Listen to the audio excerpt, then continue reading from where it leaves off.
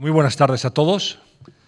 Un gusto saludarles un mes más en esta entrega de La Cuestión Palpitante. Tercera entrega ya en la Fundación Juan March. Como ven, estrenamos hoy decorado. Tenemos un ambiente casi de estudio de radio, que nos es muy familiar, a Íñigo, Alfonso y a mí. Y bueno, les vamos a plantear una cuestión sin duda muy interesante, que es el futuro de las monarquías en el mundo. En el fondo vamos a hablar también de qué sentimiento monárquico tenemos en España, qué significa la institución. ¿Son más avanzadas las sociedades más modernas con monarquía con respecto a las de república? ¿Por qué se da en unos países y en otros no? Bueno, de todo eso vamos a hablar en los próximos minutos. En primer lugar, con la ayuda de un querido compañero como es Íñigo Alfonso, a quien saludo también. Buenas tardes. Buenas tardes. ¿Qué tal?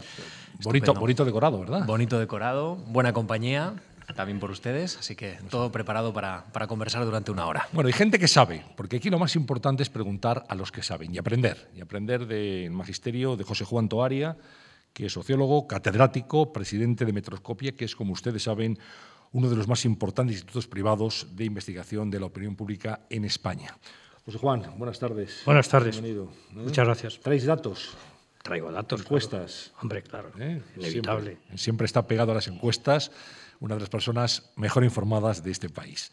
Gracias por estar aquí con nosotros. Gracias también a Ignacio Molina. Gracias. Ignacio Molina es doctor en Ciencia Política por la Universidad Autónoma de Madrid y profesor en esta universidad. Es máster en Ciencias Sociales por el Instituto Juan March, por tanto ha sido alumno de esta casa, máster en Derecho de la Unión Europea y licenciado en Derecho también en Ciencias Políticas y Sociología, y es investigador principal del Real Instituto Elcano. Ignacio, buenas tardes. También gracias por estar con nosotros. Muy buenas tardes y un placer estar en casa, ¿no? Es, en cierto modo, mi alma mater también, la Fundación Juan March. Pues bien hallado. Bueno, ya la primera cuestión que yo les voy a plantear a nuestros invitados hace referencia a España. Se ha dicho durante mucho tiempo, bueno, los españoles no somos monárquicos, decía, éramos juancarlistas, decía, se utilizaba esto de una manera coloquial, ¿no? De una manera así expresiva. Bueno, no hay un sentimiento monárquico muy extendido en la sociedad, sin embargo, se reconocía al rey Juan Carlos, y ahora os voy a preguntar cómo estamos de sentimiento monárquico y qué ha supuesto la transición de Juan Carlos I a Felipe VI. José Juan, ¿somos monárquicos? Me lo preguntas a mí primero, porque como él es de casa, yo soy el visitante. Claro. Bien. Él juega en casa. Él juega en casa y yo soy el visitante. Es lo que tiene. Pero yo también me siento muy identificado con esta casa, como sabes.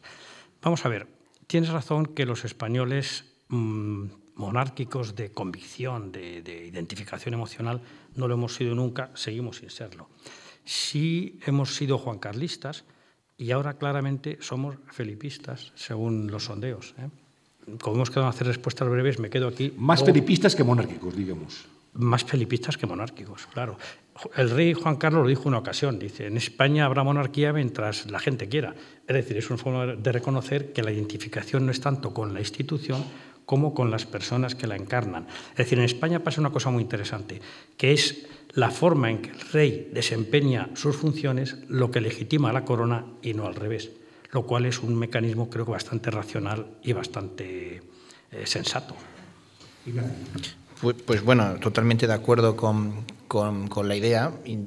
Lo que pasa es que es la ventaja de que hablas con la opinión pública española expresada en las encuestas. Pero lo cierto es que tanto el rey Juan Carlos durante la transición y consolidación democrática como ahora el rey Felipe han sido reyes por su personalidad, por su figura, por su trayectoria, adecuados a los tiempos. En este momento, bueno, no hace falta recrear como lo que era necesario de la transición en cuanto al símbolo de concordia, que pudiera ser interpretado como una persona por las distintos... había que reconciliar al país y eso el rey Juan Carlos lo hizo muy bien y además con inteligencia y con habilidad. En este momento, que hay un momento de cinismo, de descreimiento, de decepción... La figura del rey Felipe, curiosamente, porque es una especie de contradicción con la idea de la institución, que no es meritocrática, pero curiosamente el rey Felipe aparece como una figura meritocrática, en el sentido de persona que en este momento todo el mundo reconoce que tiene una muy buena preparación, y ante unos políticos que muchas veces son acusados, pues a lo mejor de no dar la talla, de mediocridad, pues en este momento ha sido muy adecuada esa imagen. Y es ¿no? una persona que que ha hecho una carrera militar, que ha hecho una carrera universitaria, que es un diplomático, que es una persona que está por esa, que cumple bien su función con mucha profesionalidad en un momento en el cual se exige de los servidores públicos, sobre todo de los políticos, esa profesionalidad. Y es muy curioso porque el rey se está legitimando, en cierto modo, con un criterio meritocrático que es justo lo contrario a lo que representa la monarquía. Yo creo que está muy bien visto, es un buen punto y tienes toda la razón. Yo creo que, en efecto, que creo que está muy bien visto, creo que tienes toda la razón. Y es una cierta paradoja que una figura que, por definición, está fuera de la competición meritocrática, que es una figura hereditaria, se tenga ese plus de legitimidad ahora justamente por lo que tú has señalado, que es verdad. La ciudadanía, en los sondeos se ve muy claramente, evalúa muy favorablemente el que, primero, sea la única figura pública de España que sabe hablar en los 4 idiomas oficiales del Estado, que es una rareza, pero no hay ninguna otra figura pública que sepa capaz de hablar euskera, de hablar catalán o de hablar gallego, el catalán con total fluidez, por cierto. Es al mismo tiempo una figura que tiene una preparación, sale por ahí fuera y habla inglés, alemán. La propia reina ha causado un estrépito porque va a Alemania, da unas palabras en alemán, la oración al público y luego sigue en un inglés perfecto. Por cierto, la reina Leticia tiene un porcentaje de evaluación altísimo, también por ese aspecto que tú señalas de profesionalidad, ¿no? Entonces, bueno, eso sitúa el tema en otra perspectiva. No es no tienen respeto o admiración por ser reyes, sino que son reyes por el respeto y admiración que concitan. Están mencionando las cualidades que tienen los nuevos reyes. Yo quiero preguntarles por los gestos. Acaba de iniciarse un reinado, llevan aproximadamente 3-4 meses de reinado. ¿Qué creen ustedes que han hecho bien o qué creen ustedes que han hecho importante ya para ir reencontrando la institución que don Juan Carlos dejó con un nivel de popularidad del 3,72% según el CIS, un 3,72 de nota, hasta una popularidad que desde luego tiene que subir, a fuerza tiene que subir? Vamos a ver, yo creo que la popularidad del rey en este momento, del rey Felipe VI, es altísima, medida en la fórmula más convencional, que es aprueba, desaprueba la forma en que está desempeñando sus funciones, tiene un saldo de más 50, que es probablemente el más alto que tuvo nunca el rey Juan Carlos en su trayectoria, lo cual, teniendo en cuenta lo que has apuntado tú, de la época especialmente complicada, de crítica institucional, de desafección con respecto al mundo público, pues es realmente llamativo. La reina, por cierto, le va a la zaga muy cerca, cosa que también es un fenómeno llamativo. Yo diría que más que gestos, ha hecho guiños, porque una diferencia importante a la hora de comparar a Felipe VI al comienzo de su reinado con su padre es que, claro, cuando el rey Juan Carlos es proclamado rey, no hay constitución y tiene todos los poderes, la capacidad de ejercerlos de una forma u otra. Los ejerció, creo que la historia lo indica así, de una forma admirable y condujo el país a una democracia. Felipe VI se encuentra con unas estrecheces de margen de maniobra infinitamente mayores que tuvo nunca su padre. Por ejemplo, cada texto que lee tiene que haberlo visto previamente el gobierno, que es una limitación importante. No puede pronunciarse alegremente sobre cualquier tema, cosa que su padre sí pudo hacer en los primeros momentos, 75, 76, 77, hasta el 78. No puede tener una capacidad mediadora en la vida política, pese a lo que dice la Constitución, porque como no hay una ley orgánica que desarrolle esa capacidad de moderación, no está muy claro hasta dónde puede llegar. Sí puedo decir que el 80% de los españoles desearía que en este momento legalmente estuviera desarrollada esa competencia teórica del rey de poder moderar, de poder llamar a capítulo a los políticos y exigirles que actúen de otra manera, porque junto a lo que tú has apuntado antes, y lo comparto plenamente, lo que también en la sociedad española hay ahora muy fuertemente, es una nostalgia de la época de la transición, que es algo llamativo. Es decir, el 79% de los españoles desea que haya una segunda transición, entendiendo por esto que vuelva el espíritu de consenso, de diálogo, de pacto, de negociación, de primar el interés colectivo sobre los intereses partidistas, que se recuerda los que lo vivieron o que han aprendido los que no lo vivieron, que hubo en aquella época. Y eso es muy importante. Entonces, de alguna medida, eso confluye con lo que has apuntado tú, de que llega un rey nuevo, que tiene unos modales nuevos y que lo primero que hace es hacer guiños en esa dirección, en la dirección de hay que pactar, hay que negociar, hay que entenderse, hay que hablar, que va a Cataluña y habla en catalán, que se mueve por toda España y que siempre dentro de las limitaciones de expresión que tiene, que son muy importantes, pues intenta transmitir ese mensaje, pidiendo ejemplaridad, palabra que en esta casa, teniendo en cuenta quién la dirige, pues es especialmente significativa. Bueno, yo por no parecer cortesanos, pues también podemos hacer alguna crítica, ¿no? Yo creo que el rey lo ha hecho en estos meses muy correctamente y ha habido incluso algunas cuestiones más allá de los guiños, como en el sentido de la transparencia, ¿no? Más transparencia de la Casa Real y del funcionamiento de la monarquía, que eso se le puede valorar. Pero es cierto que en ese margen se pueden hacer más cosas. Básicamente, y esto es aquí a lo mejor entro en contradicción con lo que están demandando los españoles, es una posición más personal o del estudio de cómo funcionan las monarquías en otras democracias, ¿no? Yo creo que al rey habría que intentar alejarlo de la política, es decir, esa función moderadora de árbitro de las instituciones que suena bien, y a los españoles pues muy hastiados de la crispación y del politiqueo, digamos, de la confrontación, pues en principio añoran, pero eso no debe de venir del rey, debería de venir del propio sistema político. Y puede haber problemas, ¿no? Pensemos que hasta ahora España no ha tenido jamás un gobierno de coalición, porque prácticamente desde el año 77 los resultados electorales han sido relativamente claros, a veces cuando hay mayoría absoluta, clarísimos, y cuando no ha habido mayoría absoluta siempre ha sido cuestión de complementarla. Entonces todo el mundo sabía la noche electoral siempre quién iba a ser el presidente del gobierno. Prácticamente, sí, desde el 77. Puede que en el año 2015 tengamos las primeras elecciones donde eso no sea así, donde la noche electoral puede, ¿no? Depende de cómo van los sondeos, no sepamos realmente quién ha ganado las elecciones, porque puede que un partido haya sacado más votos, pero claramente por el juego de mayorías y las corrientes ideológicas eso no sea claro. Tendríamos lo que llaman en Inglaterra un hung parliament, ¿no? Y esto se supone que entonces el rey tiene que en designar al candidato presidente del gobierno después de haber consultado con las fuerzas políticas. Eso es un terreno que en otros países europeos, sobre todo pues en Bélgica, donde es más complicado, en Suecia, en Holanda, finalmente se han dado cuenta de que al rey hay que separarle de esa función, ¿no? Y sin embargo, o sea, por eso digo un señal de advertencia de lo que puede ocurrir, y podemos tener un problema en ese sentido y puede tener un problema la institución. Y sí que puede hacer más gestos simbólicos en aquello que en este momento la opinión pública valoraría muy bien, ¿no? Pues, por ejemplo, uso de la sanidad pública, la educación pública. Él ha tenido educación mitad pública, mitad privada, porque ha estado en la universidad pública, ha estado en las academias del ejército, que son también públicas. Pero en este momento su hija está en un colegio privado, es decir, quizá la sociedad podría valorar gestos no tan. Podríamos entender perfectamente que si el rey o su familia acuden a la sanidad pública, pues que no tengan que hacer colas, eso lo entendería todo el mundo. Pero sí la idea de que el rey tenga experiencias que le acerquen más a la sociedad española, yo creo que es algo que en este momento estaría muy bien valorado, y es algo que, bueno, el rey apenas ha comenzado su reinado, pero que sí que yo creo que sería muy bueno para la institución que hiciera ese tipo de guiños de simbólicos. Está muy bien visto. De hecho el rey, como tú bien sabes, estuvo en nuestra universidad. Felipe VI estudió en la Autónoma.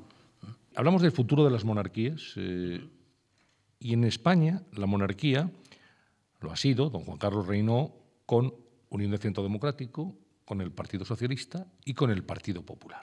Y en este momento Felipe VI es rey con el Partido Popular. Si hablamos de futuro político en este país, hay una fuerza emergente, veremos qué dicen los electores cuando haya elecciones generales. Habló de Podemos, y entonces yo les pregunto a los sociólogos, a la luz de las encuestas, los sondeos de opinión que en este momento tienen.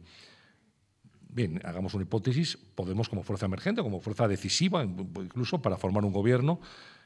Los electores de Podemos, los que dicen que van a votar a Podemos, ¿son monárquicos o son republicanos? ¿Son felipistas o son furibundamente antimonárquicos? ¿Qué es lo que dicen las encuestas, José Juan? Hoy por hoy, los que dicen que votarían a Podemos mayoritariamente son partidarios de que España sea una monarquía. No ponen en duda la monarquía. No. Y aceptan la figura del rey. Aceptan la figura del rey y consideran que ese no es un tema que esté en cuestión ahora. Los futuros votantes, no digo.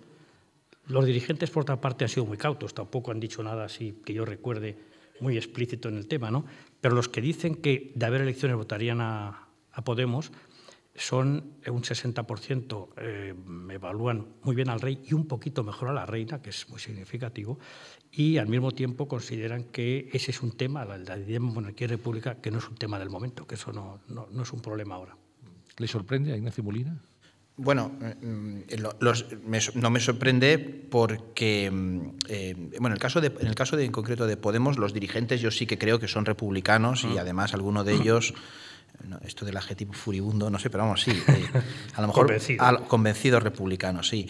Pero es verdad que en el caso de Podemos, que es un partido que en definición ideológica y programática en este momento y que estamos viendo, ¿no?, que está intentando captar esas tendencias dominantes en la sociedad española, porque se afirma a sí mismo como el partido que sabe conectar con el ciudadano, ¿no?, frente a una especie de cártel, de casta política.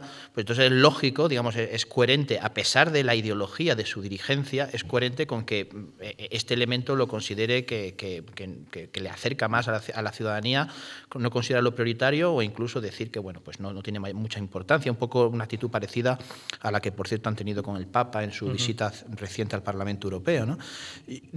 Yo lo que me resulta más interesante en esto, es algo que Juan sugirió al principio, es la idea de que la monarquía, en el fondo, en una democracia rinde cuentas, ¿no? Es decir, no, es que la monarquía, a diferencia del gobierno del día, pues no hay ciclo electoral y no rinde cuentas. Hemos visto que cuando se han desplomado en las encuestas el apoyo del rey, la institución ha reaccionado como podía reaccionar, con una dedicación, con una sucesión. Es decir, que sí que hay esa necesidad de rendir cuentas al ciudadano, captando, ¿no? Decía la reina de Inglaterra que una de las obligaciones de un monarca en una democracia es captar esas señales, saberlas captar. Bueno, ya las captó, ¿no? Cuando la muerte de Diana tuvo que rectificar mucho, porque realmente también allí se puso en crisis la monarquía cuando fue demasiado rígida y demostró que es capaz de ser flexible. Esa flexibilidad es, en el fondo, estar conectando con el ciudadano, porque estoy totalmente de acuerdo, la monarquía en España sin apoyo ciudadano no duraría. Y entonces, al final, es una institución que tiene que conectar con la sociedad. Y en ese sentido, una fuerza política que expresamente tiene ese deseo, sobre todo, de conectar con la sociedad, no creo que la monarquía haga bandera, entre otras cosas, no sé si ahora hablaremos de ello, porque realmente sobre las políticas públicas la monarquía tiene muy poco impacto, por no decir ninguno. Don Juan Carlos llegó al trono en una situación complicada, muy complicada de España, y fue un gran arquitecto de la democracia. Ahora don Felipe o Felipe VI se enfrenta a una situación también muy compleja desde el punto de vista político, económico, social en nuestro país, una situación que hace muchos años que no vivíamos. Hay en el debate político sobre la mesa una posible reforma constitucional que el gobierno se niega a abordar si se concreta de alguna manera. La oposición está muy dividida respecto a la conveniencia, porque hay algunos que la sitúan prácticamente en el terreno territorial, pero hay otros que quieren incluir medidas de regeneración democrática. ¿¿Felipe VI necesita para asentar su reinado una reforma constitucional? ¿Una reforma constitucional ayudaría a Felipe VI a reforzarse de alguna manera? Ayudaría a España. En este momento, más que al rey, quien necesita la reforma constitucional es el país. El 76% de los españoles piensa que es urgente, y ha ido aumentando el porcentaje en los últimos años, una reforma constitucional. No porque renieguen de esta Constitución, al revés, consideran que ha sido una buena Constitución, pero que, como todo en la vida, envejece. La Constitución fue promulgada en el 78, la Constitución fue promulgada antes de que existieran las comunidades autónomas, por lo tanto, un fenómeno muy importante como es el de la vida de las comunidades autónomas no está recogida como futurible, como cómo podrían ser, pero no como son. Entonces, hay una serie, el paso del tiempo son 40 años, 37 años, ha hecho que hay cosas que han envejecido. Entonces, la sociedad española reclama un cambio constitucional. ¿Eso le vendría bien a la corona? Claro, a todas las instituciones, porque las remoza, evidentemente. Por otra parte, decías, y tienes razón, que don Juan Carlos, cuando llegó, era un tiempo muy turbulento, tan turbulento que los más mayores recordarán que se le llamaba en broma. La frase se le atribuye a Santiago Carrillo, Juan Carlos el Breve. Se suponía que iba a durar poquísimo, ¿no? Bueno, tuvo que hacer una serie de cambios impensables y muy difíciles, bueno, y era otro tiempo. También tenía muchas más capacidades, muchos más poderes de los que tiene ahora Felipe VI, que tiene la ventaja de estar en una democracia consolidada.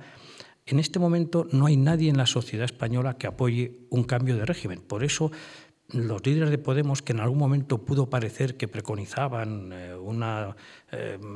arrumbar este régimen y sustituirlo por otro, han empezado a rebobinar porque la ciudadanía quiere este régimen. El 80% de los españoles está de acuerdo con este sistema democrático. Lo que quiere es que funcione mejor. Es decir, lo que pide es como que decir, no es el automóvil que va mal, es el conductor. Por lo tanto, no estamos pidiendo que me remodelen todo el aparato, simplemente que quien lo conozca sea más competente, tenga otras aptitudes, otras actitudes y otros planteamientos, y menos autismo. Es decir, la principal crítica que se hace es que los partidos políticos se han encapsulado en sí mismos, se han alejado, se han anquilosado de la vida cotidiana real, y el gran éxito de Podemos es presentarse como la voz del pueblo.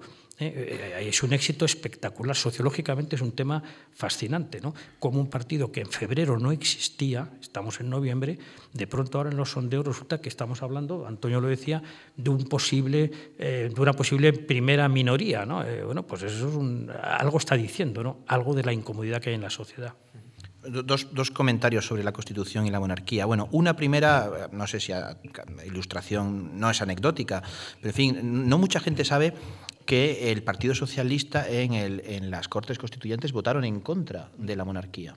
Votaron en contra de la monarquía porque el Partido Socialista es un partido republicano, sabiendo que la votación en la ponencia constitucional iba a salir a favor de la monarquía, porque UCD, Alianza Popular y creo que incluso los nacionalistas catalanes pues votaron a favor, y desde luego el Partido Comunista se abstuvo, porque el Partido Comunista aceptó la monarquía antes que el Partido Socialista, sabiendo que efectivamente tenían una posición de decir, bueno, en realidad en este momento el rey cumple una función positiva, la sociedad española en el año 78 lo apoyaba, pero con un argumento muy interesante y a mí me parece que muy valioso, ¿no? De decir, nosotros queremos que haya una monarquía, pero no porque bueno, pues ha sido restablecido además después de la Guerra Civil por Franco como sucesor, sino porque ha habido una votación en las Cortes que se ha votado, que ha habido además 100 y pico diputados que han votado que no, ha salido que sí, y entonces el rey es rey porque la Constitución votada en estas Cortes así lo ha decidido, ¿no? Entonces esto es un elemento interesante que quizá en una renovación del Pacto Constitucional podría volver a ocurrir algo así parecido, ¿no? Y yo creo que probablemente por ahí apuntaría la posición de alguno de estos partidos emergentes. Luego, segundo comentario tiene que ver con, hay una parte de esa reforma constitucional que afecta directamente a la monarquía. Yo creo que se quiso blindar tanto a la monarquía, a la corona, en aquel momento, que todo el título segundo, que es el que regula la institución, se consideró digno de la máxima protección, al mismo nivel que los derechos fundamentales. Yo creo que absolutamente desmesurado, de tal manera que cambiar un detalle en el título segundo, detalle importante, pero no deja de ser un detalle, como es la preferencia del varón sobre la mujer, hace que sea reforma agravada. Y bueno, afortunadamente, se me permite la nota un poco frívola, ¿no? Afortunadamente el rey ha tenido 2 hijas. Pero imaginemos que hubiera tenido un tercer hijo que hubiera sido varón. Eso hubiera provocado una crisis muy grande a la institución, porque la sociedad española no toleraría en este momento que ahora, si todavía está a tiempo, ¿no?, de tener un hermanito, que porque el hecho de ser varón adelantara a la que en este momento es ya princesa de Asturias, ¿no? Entonces esto también es algo que debe ser cambiado. Y probablemente aprovecharlo. Es uno de los pocos elementos de absoluto consenso de que esto hay que cambiarlo, ¿no? Si me permites una postilla a lo que ha dicho, que lo comparto plenamente, hay un dato que no hay que olvidar tampoco, sobre todo los que vivimos aquella época, es que cuando se hace la transición, el rey era además el jefe del ejército, de un ejército que no es el actual. Los españoles ven a las Fuerzas Armadas actuales como un pilar de la democracia. Es una de las instituciones mejor evaluadas ahora, pero entonces era una institución temida, porque se sospechaba, con razón, como se vio, que su identificación con el cambio era dudoso. Entonces, claro, en parte, ese apoyo de una parte de la izquierda al rey era porque era apoyar digamos, al dique que podía poner freno a uno de los factores que podían desestabilizar el proceso, cosa que ahora es impensable, ¿no? Sin duda. Vamos a la forma de Estado en sí. A veces se ha identificado república con democracia y menos democrática una monarquía con respecto a cualquier república, ¿no? Y entonces es bueno acudir a los datos y darse cuenta de que hay unas monarquías en Europa, sin ir más lejos, que son democracias muy consolidadas, que decir del Reino Unido, que decir de Dinamarca, que decir de Holanda, y repúblicas donde la democracia deja mucho que desear todavía. José Juan. Sí, en este respecto hay un artículo famoso, que hemos hablado antes nosotros del profesor Emilio Lamo de Espinosa, que lo publicó el 16 de julio de este año en El País, que es un artículo que merece la pena leer. Tiene aspectos probablemente discutibles. Como todo en la vida, Emilio Lamo es uno de los analistas más finos y más inteligentes de este país, y lo que hace es sencillamente coger diferentes índices que se han elaborado en distintas instituciones importantes como la ONU, como Transparencia Internacional, como la Universidad de Gotemburgo, en los que intenta comparar la calidad de vida en países que son monarquías y en países que no lo son, que son repúblicas. La comparación, claro, tiene sus márgenes de duda, lo comentábamos antes, porque no es lo mismo que haya una asociación, es decir, que resulte ser que los países más prósperos, más ricos, más libres, con mejor calidad de vida, una gran parte de ellos sean monarquías, con que eso sea la causa. Es más bien dos cosas que van asociadas, pero una cosa no es la causa de otra. La causa es más bien las circunstancias históricas que rodean a esas instituciones. Pero lo cierto es que hoy por hoy en el mundo, en la ONU hay 193 países. Para 175 la Universidad de Gotemburgo, cuenta Emilio Lamo, ha reunido datos suficientes y esos 175 países se dividen en 135 repúblicas, 40 monarquías. De las 40 monarquías que hay en el mundo, de todo tipo, el 60% son democracias impecables. En cambio, entre las 135 repúblicas, solo el 39% son democracias impecables. Esto se explica en parte por lo que tú ibas a decir, y perdóname que me anticipe, pero como lo hemos hablado antes ya, se debe también en parte a que los países, esos 40 países que son monarquías, la gran parte son países muy desarrollados, países que han, justamente porque son desarrollados, han logrado relegitimar o adaptar una institución como la monarquía aparentemente obsoleta, hacerla funcional y, por lo tanto, que compatibilice y que encaje en el funcionamiento de esa sociedad. No es tanto la causante como, por lo menos, la no causante de que eso no sea próspero. En cambio, los países nuevos, evidentemente, no pueden optar por monarquías. Bokassa lo intentó, pero en fin, con el éxito que todos sabemos, catastrófico. Los países nuevos son todas repúblicas y hay de todo, ¿no?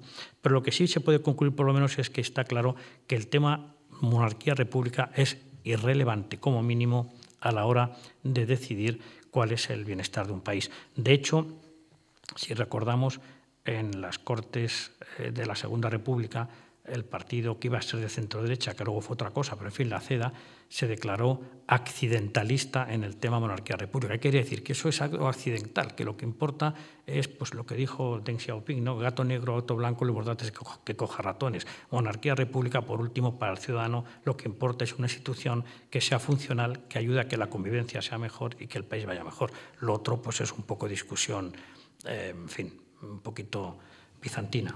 Es cierto, la monarquía no es un objeto de estudio especialmente, no sé si llamarle prestigioso o trabajado en el mundo de la ciencia política, precisamente porque es que tiene muy poca importancia. Solo hay un poco de discusión en Australia y en Nueva Zelanda, porque tienen la cosa curiosa de que la reina de Inglaterra es también la reina de Australia y Nueva Zelanda, pero en realidad es un debate más sobre cómo gestionar su pasado postcolonial y su relación con la cultura de Inglaterra, de la antigua metrópoli, que por el hecho monárquico en sí. Por tanto, bueno, estoy totalmente de acuerdo en que no hay una relación causal. Si lo pensamos, si nos proyectamos en el tiempo 200 años atrás, toda Europa era monarquías, salvo quizás Suiza, vamos, toda Europa era monarquías. Y ahora no lo son todas, ahora hay más repúblicas que monarquías. El hecho de que no todas las monarquías han ido cayendo siempre por un hecho traumático, siempre. O bien una derrota bélica, o bien una dictadura, donde la monarquía pues, fue cómplice con el dictador, caso clásico de Italia, ¿no? Con Mussolini, o en España, con Primo de Rivera. Eso es lo que he explicado, y en Grecia también. Por tanto, todas aquellas monarquías que han continuado, todas ellas, salvo una, que es la española, son monarquías porque no ha habido en esos países ningún hecho traumático directamente atribuibles a ellas. Es decir, en el caso de Bélgica, pues los alemanes la invadieron, pero bueno, luego una vez acabada la guerra se restablece la monarquía. Donde hay monarquías en este momento en Europa es aquellos países, Escandinavia, Bélgica, Holanda, Luxemburgo, Reino Unido, que tienen una historia, digamos, sin traumas, una historia de avance progresivo de la democracia, del estado del bienestar, y por tanto el ciudadano ha considerado legítimo el sistema político y no ha cuestionado el símbolo que es el jefe del Estado. todos menos España, que España es un caso muy curioso de segunda oportunidad para la monarquía. No hay otro caso en Europa de que se le ha dado una segunda oportunidad en el año 75 para que la monarquía se redima. Y en cierto modo, bueno, pues Juan Carlos es lo que hizo, ¿no? Redimir la monarquía. Fue una cosa muy extraña porque ya lo que tocaba en el año 75 era no volver a la monarquía. Eso no significa que nadie se plantee crear hoy, a día de hoy, un Estado y que no sea una monarquía. El Estado que estuvo a punto de nacer, que era Escocia, hace unos meses, ¿no? Si el referéndum hubiera salido que sí, quería construir una monarquía, es decir, que hay en algunos casos que se lo plantean, pero eso es una rareza. Lo normal es que a España ya no le correspondería, porque la monarquía falló muchas veces en el siglo XIX y falló sin duda, ¿no? en los años 20 del siglo XX. Pero bueno, ha tenido esa suerte y esta segunda oportunidad, o tercera o cuarta, ¿no? Porque históricamente la monarquía ha tenido varias oportunidades en España, esta vez sí la ha aprovechado. Tienes razón, de hecho lo de Escocia es muy curioso, porque en el fondo lo que quieren es recuperar la monarquía. El primer rey británico fue un escocés, ¿no?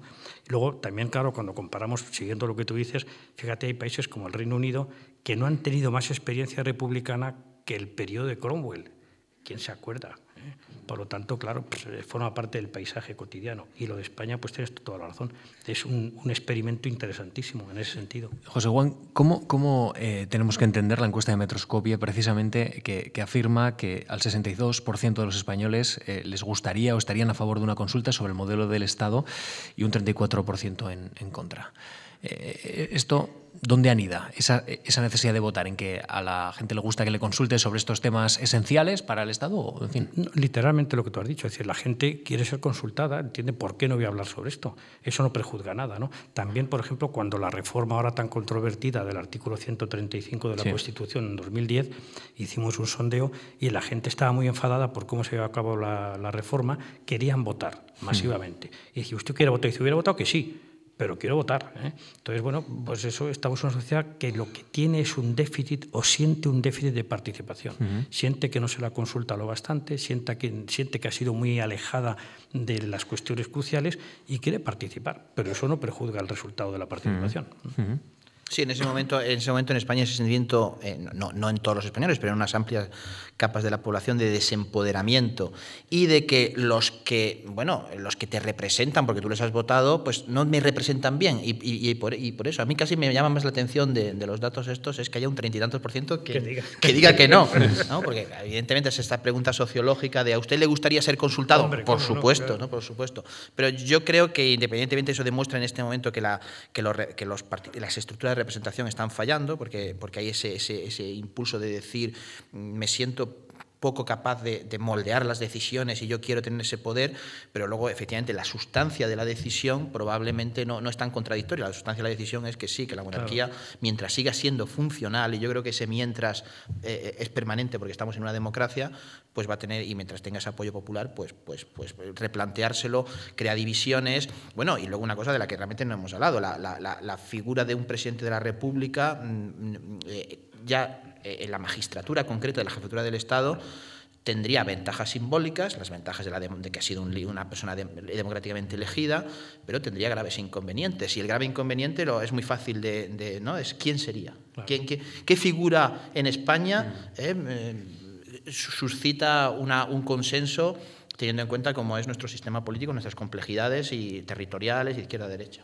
Pues partiendo justamente de eso, les iba a pedir a los dos, Ignacio, puede empezar usted si quiere, valores y contravalores de la institución monárquica. Es decir, cuando analizamos, aquí apelo a los catedráticos, analizamos la monarquía en su conjunto en Europa, monarquías homologables, democráticas, ¿cuáles son los valores y los contravalores o los defectos que ustedes ven en la institución? Bueno, vamos a ir, no sé, resumir en 2 o 3. Valores. Es una manera no partidista de elegir a una persona para que ostente la jefatura del Estado.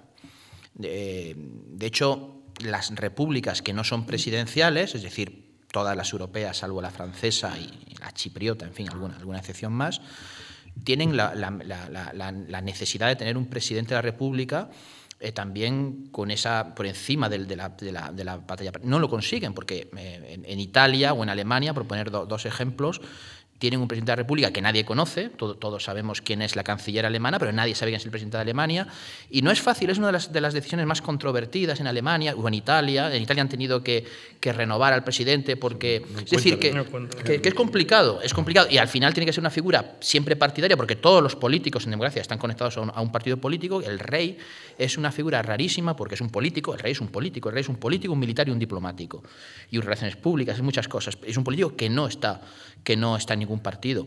Eso es el primer valor, un valor, y además de una manera evidentemente fácil de elegirlo, ¿no? Porque es la sucesión hereditaria, no hay que... los costes de transacción para determinar quién es fácil. Y hay otro valor, que es una persona que, precisamente por la forma de elección, cuando nace, digamos, está en una línea de sucesión, pues puede ser educado, formado y preparado.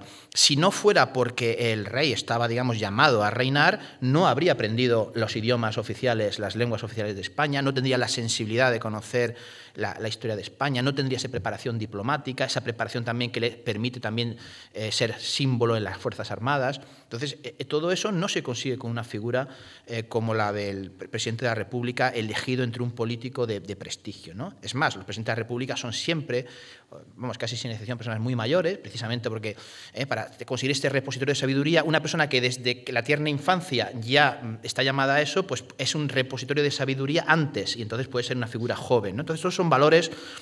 Los contravalores, claramente, simbólicamente, para una democracia es muy complicado aceptar que esa figura no tiene una legitimidad democrática, es una legitimidad hereditaria, no es ni siquiera una legitimidad meritocrática en el sentido de que ha ganado unas oposiciones, sino que es por una cuestión familiar de sangre, y eso es muy complicado de aceptar. Por tanto, la única posibilidad de que eso prospere es vaciándolo de contenido político completamente y que sea solo símbolo. Por eso. Y el segundo contravalor, y esto es una cosa que sí que la monarquía puede luchar, es que precisamente por eso representa valores tradicionales, conservadores, la jerarquía, la deferencia, la aristocracia. Entonces, esto es una segunda parte yo creo que el rey Juan Carlos lo hizo bien, pero llegó un momento en que, digamos, esto se agotó, y que esto sí que había que poner mucho más energía, ¿no?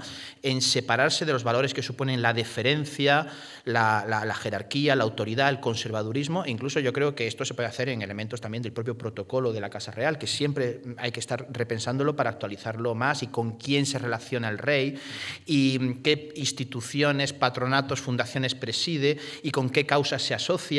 Y esto sí es algo que probablemente, ¿no?, en los últimos tiempos la monarquía española quizás se le pueda haber acusado, no tanto como la monarquía inglesa, ¿no? La monarquía inglesa tenía que hacer un esfuerzo mayor en ese sentido de renovación. La monarquía inglesa es incluso jefatura de una religión, o sea, es algo incomparable, ¿no? Pero yo creo que esos dos contravalores, ¿no?, el hecho de esto no es democrático, el principio no es democrático, es hereditario, y por tanto mi función es ser exclusivamente simbólica, y la parte de la jerarquía, la deferencia, la tradición, que esa es la parte más antipática de la institución. Yo no comparto todo lo que has dicho, solamente voy a hacerte dos aportaciones, porque creo que lo has explicado muy bien y lo comparto plenamente. La primera es que, claro, no es democrática en el sentido de que no responde a los valores sociales de mérito, competencia, etcétera, no porque sea antidemocrática, que ese es el tema. Es decir, no es más democrática una república por ser república que una monarquía por ser monarquía, y eso a veces se confunde en el lenguaje corriente, ¿no? Hay monarquías que son admirablemente democráticas y hay repúblicas que son un espanto, que no son democráticas. Por tanto, es cierto que la institución en sí misma, como tú bien dices, va un poco a contracorriente de los valores de mérito, de empeño, de desarrollo personal, de éxito, que son los que provienen a una sociedad avanzada, pero solo en ese aspecto. Por lo demás, yo creo que en el terreno, hemos visto, es neutro, es una institución que, si la democracia funciona y ella funciona bien, se adapta. La segunda cosa es muy importante, lo que tú has señalado, y es evitar la corte, que es lo que tú estabas diciendo más elípticamente. Yo creo que ahí la corona española tiene un acierto, y el rey actual creo que tiene un especial empeño al respecto. De hecho, el 75% de los españoles piensa que los reyes actuales deben tener la capacidad, poder salir a la calle a cenar con gente sin que se les acose, que tienen que procurar un protocolo mucho más sencillo y cercano. Es decir, se entienden que no es incompatible ese valor simbólico que has explicado, creo que muy bien, con cercanía y con una capacidad de normalidad que no tiene por qué tener ese embaramiento que prototípicamente tiene la monarquía británica. La reina de Inglaterra en España duraba, en fin, duraba. Bueno, pues vamos a seguir mirando a Europa, porque España está y forma parte de Europa. El rey Felipe VI, Guillermo de Holanda, Alba de Liechtenstein, tenemos a Alberto de Mónaco. La princesa Victoria de Suecia parece que pronto va a asumir el trono. Haakon en Noruega también, el príncipe Haakon. Yo les quiero preguntar, esta nueva generación de príncipes que son reyes o reinas, ¿qué van a aportar al proyecto europeo, a este proyecto de convivencia un tanto compleja? También está viviendo el proyecto europeo su propio calvario estos últimos años, pero ¿les va a venir bien, mal? En fin, ¿qué opciones creen ustedes que hay sobre la mesa?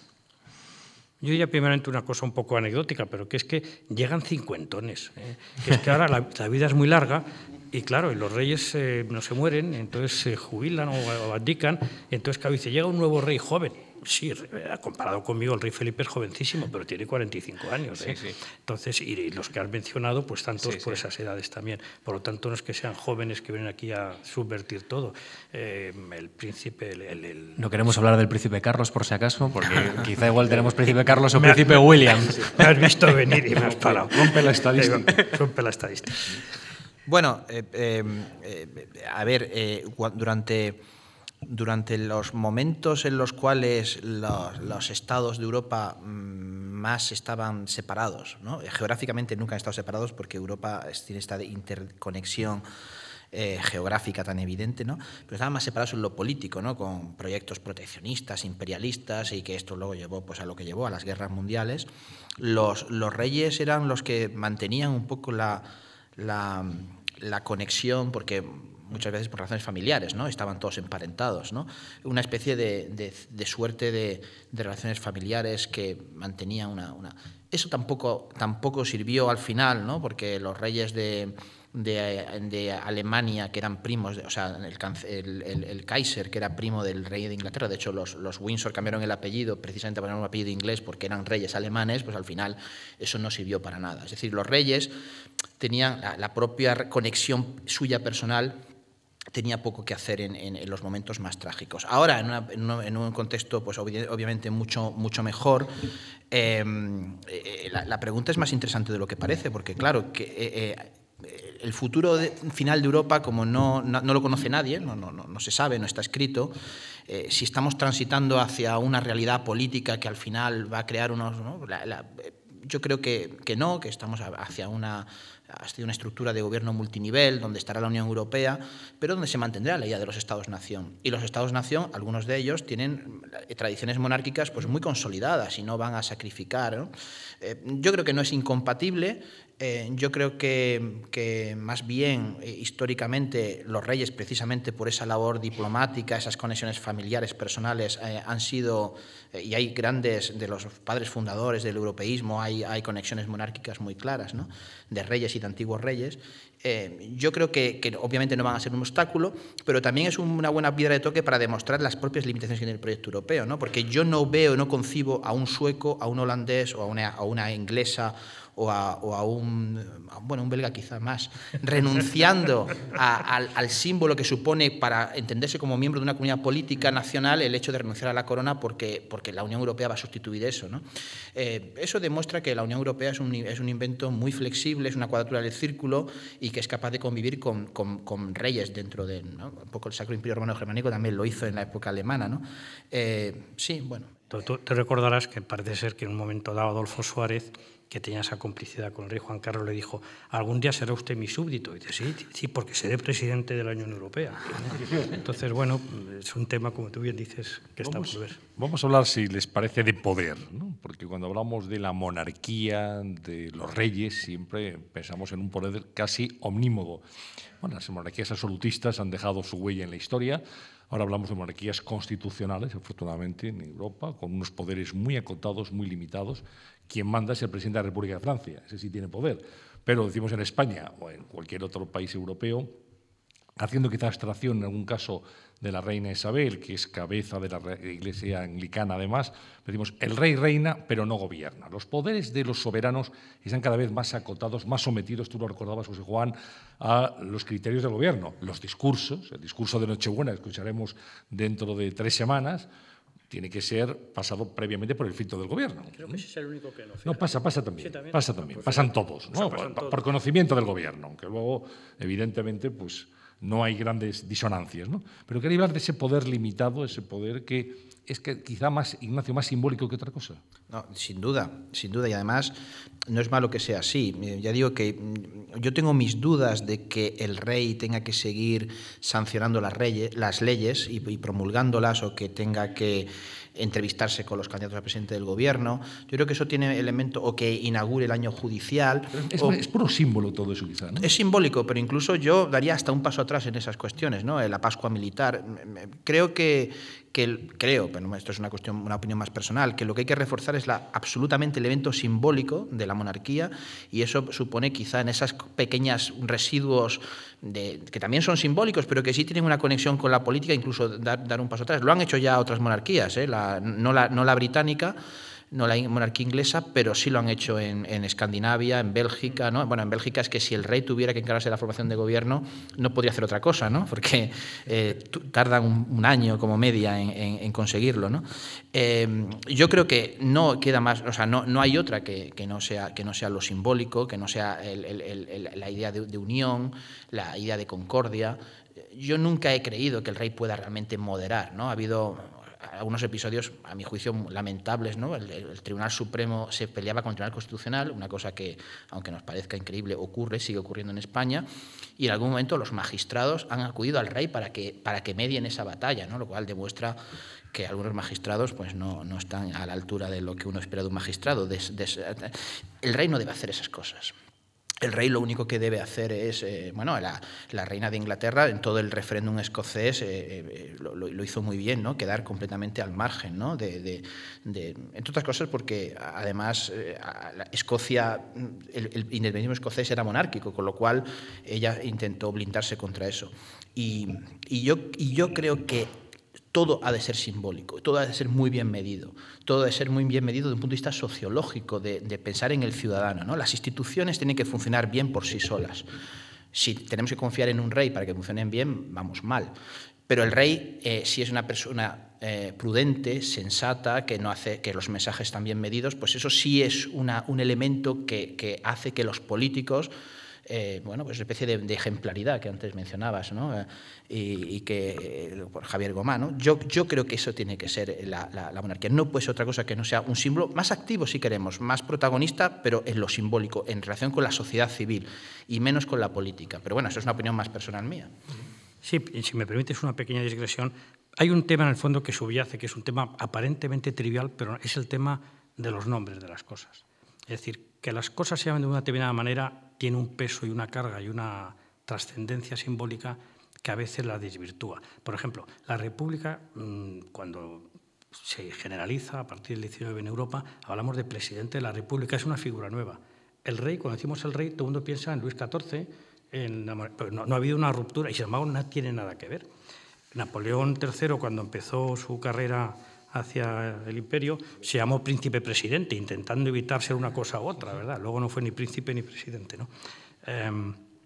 Pero quizá es que el término rey es un término que en sí mismo es el término el que es anticuado, y que connota y que proyecta sensación de algo un poco empolvado por el tiempo, y que es el único término antiguo que hay en un sistema político moderno. Por eso, como dice Alfonso y tiene toda la razón, la única capacidad que puede tener es la simbólica, la de representar, que además es lo que la ciudadanía le reconoce, ¿no?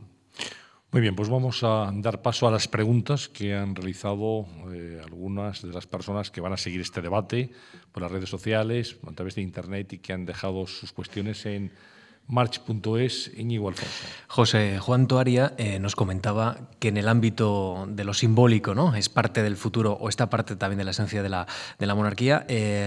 Javier Echeverría deja este mensaje en la dirección de correo de La Cuestión Palpitante. Dice: Estamos mirando a nuevos reyes y con estos reyes hay una nueva generación de muy jóvenes herederas o herederos con madres que provienen de ámbitos muy lejanos a la corona.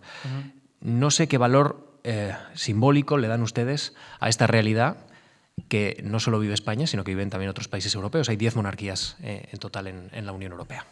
El valor que le dé yo no tiene mayor importancia. Yo digo que para la ciudadanía es un valor muy importante. Parte de la enorme popularidad que contra lo que se ve. Es curioso porque en España hay una cierta prensa que lleva meses diciendo que la reina esto y lo otro y lo demás allá.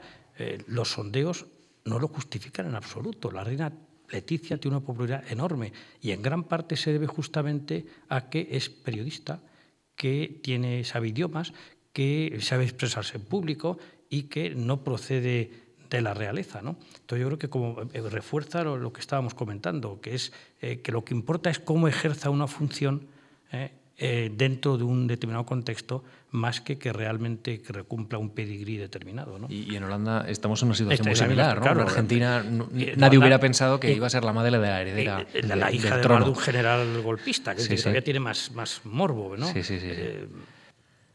Sí, no, yo creo que esto de los plebeyos, ¿no? Qué palabra, ¿verdad? Sí, Plebeyo. es que, bueno, qué mal suena. Absolutamente, muy con esta connotación además peyorativa. No lo ha utilizado nuestro oyente, afortunadamente. Todos somos plebeyos. Yo creo que efectivamente esto es lo que acerca al rey. Yo creo sinceramente, pensemos, si el rey no hubiera estudiado en las academias militares, hubiera salido fuera, hubiera salido en la Universidad Autónoma de Madrid, no se hubiera casado con una persona que tenía su vida civil, profesional, pues sería una persona probablemente, ¿no? Pues más alejada de la vida cotidiana de los españoles. O sea, todos estos, y eso ocurre en Holanda, y eso ocurre sin duda, bueno, y ahí claramente la figura de Lady Diana, ¿no? Que era de una especie de baja aristocracia inglesa, pero ella personalmente pues fue una persona que quiso vivir la vida y esto fue un elemento rejuvenecedor de la monarquía. Y cuando la monarquía inglesa no se dio cuenta que las cosas iban por ahí, pues hubo una reacción popular y tuvo que readaptarse de manera, ¿no? De cómo se hubo que hacer el protocolo del luto, de la bandera en Buckingham. Es decir, que esa es la manera de modernizar la institución. Al respecto hay una película maravillosa que todos conocerán, que es La Reina de Queen, que cuenta exactamente todo esto y el papel crucial de Tony Blair, recién elegido para, curiosamente, encarrilar la monarquía. Si puedo decir una pequeñísima cosa. Es muy importante, y esto también es algo que a lo mejor tienen que pensar, ¿no? ¿Quién rodea al rey? Porque en esa película tan fantástica, en un momento dado, Tony Blair, cuando está hablando con, no sé si es el jefe de la Casa Real, dice, ¿de dónde sacarán a esta gente? ¿No? Porque es una persona absolutamente, ¿no? alejado del sentir popular, ¿no? Y eso es muy importante. ¿Quién rodea al rey? El rodea al rey tienen que ser personas que están en conexión con la sociedad y no deben de ser personas aristócratas. Lo que también hablamos antes de la corte. ¿No? Por cierto, un segundo a lo de los nombres. Fíjate que hablamos de monarquía, que yo lo evitaría, hay que decir corona, porque monarquía significa un solo poder. Claro, es una cosa tan anacrónica y tan contrasentido, mientras que la república es la cosa pública. Entonces, Sí. Otra cuestión, Lucía Asunción menciona, y salimos del ámbito español y europeo para mirar a ámbitos muy cercanos. Por ejemplo, dice, 2 modelos diferentes de monarquía. La marroquí, que está haciendo gestos de lento aperturismo, y las árabes más tradicionales, como las monarquías del Golfo y de Arabia Saudí. Dice, una soñadora, una utópica, les diría que en esas condiciones no pueden aguantar mucho más tiempo, digamos, con un régimen de libertades muy escaso, si es que no corrigen ese rumbo, ¿no? Ella quiere plantearle, ¿el signo de los nuevos tiempos va a plantear que estas monarquías, por ejemplo, puedan encabezar un aperturismo? Ya no queremos hablar casi de democratización en Arabia Saudí y quizá mucho más cercano y más para nosotros importante, desde luego, Marruecos. A ver, esto primero lleva una primera reflexión, digamos, para la monarquía española optimista, ¿no? Que no hay casos en democracias que no hayan tenido una experiencia traumática, en monarquías democráticas que no hayan tenido experiencia traumática, que se hayan acabado. Es decir, que aunque a los ingleses les pregunta si dentro de 50, 100 años habrá monarquía, y dicen que probablemente no. Pero, en fin, en principio, si no hay trauma, como hemos visto que y esto nos lleva a aquellas monarquías que no son democráticas aún, y que, por tanto, estas sí tienen que experimentar todavía o bien una democracia progresiva o bien un trauma revolucionario o bélico que muy probablemente acabe con ellas, ¿no? En este momento, si miramos, por ejemplo, si comparamos Marruecos con Argelia o Jordania con Siria, yo creo que son comparaciones más o menos buenas, porque son socioeconómicamente, de hecho Argelia más rico que Marruecos y Siria más rico que Jordania. Y sin embargo, claramente lo hemos visto en los últimos años, en espacios geopolíticos muy parecidos, mucha más desestabilización en donde ha sido repúblicas que monarquías, porque hay un elemento de legitimidad bueno, que tiene que ver con los elementos tradicionales, ¿no? de esos países que también consideran que su proyecto nacional está vinculado a la figura del rey.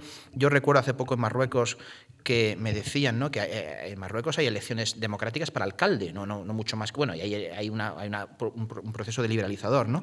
Y que entonces aún las personas, cuando el alcalde hace algo que no les gusta, acuden al rey para quejarse, es decir, cómo la mentalidad de la legitimidad del rey está por encima de la legitimidad democrática, ¿no? Entonces, son muy sólidas cómo van a transitar, si son capaces de verse en el espejo europeo, lo que funcionó bien, funcionó mal, y ir avanzando. El rey de Marruecos parece que algo de hecho ha hecho algo de eso, y la monarquía de Jordania también. En las del Golfo tengo más dudas, porque esas son monarquías más absolutistas, dependen mucho del recurso del petróleo, hay elementos de conflictividad, ¿no?, entre las minorías sunitas y chiitas, sobre todo, ¿no?, en Bahrein. No sé, yo tengo más dudas, pero efectivamente esas corren mucho más peligro. Bueno, estamos hablando del futuro de la monarquía y se ha repetido aquí varias veces que va a depender mucho de cómo sea capaz la institución de conectar con la sociedad. También es claro que la monarquía ya no está en una hornacina, está en la vida pública, en el centro de la vida pública. Yo quiero preguntarles por un caso muy reciente que está en la actualidad de este país, que es el caso Nos, y cómo ha afectado a la institución monárquica en España, el caso Urdangarín, y por la reacción que ha tenido la monarquía de Felipe VI ante este episodio de corrupción. ¿Lo tenéis medido eso, José Juan? Sí, hemos medido en los últimos 4 años, casi semana a semana, el impacto del caso Nos, del caso también Botsuana, la historia de la cacería, el impacto sobre la imagen de la monarquía. Ha sido devastador. Logró recuperarse moderadamente y, como he dicho antes, me parece, lo que fue dañado fue la imagen de la institución y, en el concreto caso del rey Juan Carlos, la suya imagen personal, pero no la del heredero. Es decir, en todo ese proceso, el entonces príncipe de Asturias tiene una evaluación llamativamente favorable, parecida, un poquito menos, pero parecida a la que tiene ahora, que ya he dicho que es muy llamativamente positiva, y eso demuestra que, primero, la ciudadanía tiene esa capacidad de sanción, de necesidad de simbolismo y de ejemplaridad que estábamos hablando, y cuando se siente defraudada, pues es muy severa. En el caso de Botsuana fue especialmente llamativo porque el rey venía de una etapa de enorme popularidad, porque había pronunciado unos meses antes un famoso discurso de Navidad en el que reclamaba ejemplaridad y decía que la ley será igual para todos, etcétera, etcétera. Y a los pocos meses ocurre la tragedia de lo de Botsuana. Entonces, en ese sentido, esa es la primera reacción. Y la segunda es que el rey tuvo el gesto inédito en la vida pública española, hay que reconocérselo. Yo no recuerdo un político que haya pedido perdón públicamente. No hay costumbre. No hay costumbre. ¿Y quién nos iba a decir, Ignacio Molina, que íbamos a ver a una infanta de España declarando ante un juez? Sí, bueno, es que el elemento de aprovechar la posición, el privilegio, ¿no? Este es justamente la parte esa negativa que yo decía antes que hay que cuidar especialmente. Y no estaba pensando en ese momento en el caso Nos ni en temas de enriquecimiento, o sea, siempre estaba hablando de privilegio en la medida en que uno forma la familia real y tiene ya, digamos, una responsabilidad y un confort en su vida tan claro, tan objetivo, que es casi inconcebible que, teniendo en cuenta, ¿no?, los elementos objetivamente buenos que quiera no ya aprovecharse, ¿no?, para bueno, pues tener una educación mejor para sus hijos, porque bueno, esto es que es un poco que todos podemos aceptar, ¿no?, que en fin, con reparo, sino para enriquecerse. Eso es uno de los elementos, yo creo, más insoportables, y yo creo que la sanción social que ha tenido esto es muy bien merecida, y no solo bien merecida, sino es muy positiva para la institución. La institución ha visto que es muy sensible y que, por tanto, eso reforzará, estoy sin duda, un instinto de supervivencia, porque la institución también ha demostrado, desde luego, en el el caso de España, Instituto de Supervivencia, a prueba de dictaduras, repúblicas, más que en ningún otro caso. Ya digo que es un caso extraordinariamente excepcional, ¿no? Y eso pues tiene también su parte positiva, ¿no? Como una especie de vacuna, espero. Muy bien, pues llegamos hasta este punto. Quiero dar las gracias a José Juan Toria, a Ignacio Molina por sus reflexiones, sus análisis, sin duda muy interesantes. Sí. Muchas gracias. Gracias, de verdad. Muchas gracias. Íñigo Alfonso, muchísimas gracias también. Nos a ti. tenemos que felicitar que Antonio López ha terminado el cuadro de la familia real, que se va a poder ver. De monarquías en el Palacio Real esta misma semana. Para todos los que se quieran acercar, pues podremos disfrutar ya de esta anhelada pintura. Ha sido gracias a esta charla, ¿no? Aquí en este marco, Antonio López habló por eso, de ese cuadro en su día. Desde este mismo escenario. Exactamente. Fenomenal. Gracias también a todos ustedes por su asistencia y hasta una próxima edición de La Cuestión Palpitante. Muchas gracias. Buenas tardes. Gracias. Quali.